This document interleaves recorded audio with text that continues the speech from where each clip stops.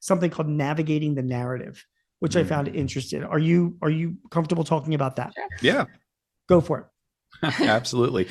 So the navigating the narrative really is starting with you as a leader. So as Karin shared earlier in our conversation, people are looking at you, and Right. are you modeling the courage and the contribution that you are asking of them? So Right. getting comfortable with your own relationship to courage, to speaking up, to psychological safety, all of those things. Where we see courageous culture efforts break down is frequently, and why that gap exists, it's often at the level of the team leader or middle manager. So you've got maybe your senior executive who's saying, yes, we need everybody's idea. And we've seen this in organizations.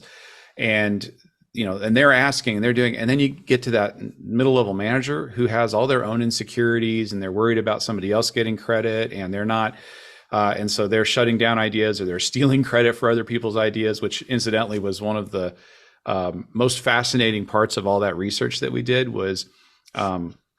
56% of people said, if I were to not share an idea, the reason is I would worry I'm not going to get credit for it.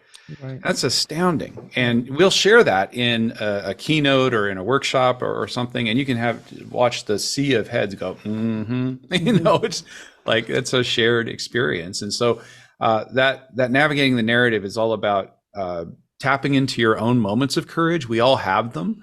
And so where have you acted courageously in your own career, and centering yourself in that so that you are showing up in that way? And then the other piece of this that I think is important for leaders everywhere is vulnerability.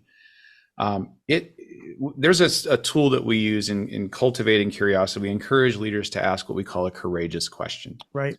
And a courageous question is specific and it's vulnerable. Right. It's specific the way that Karin was talking about earlier, very narrow topic. I'm just asking for one thing. Right. But it's vulnerable because it assumes improvement is possible.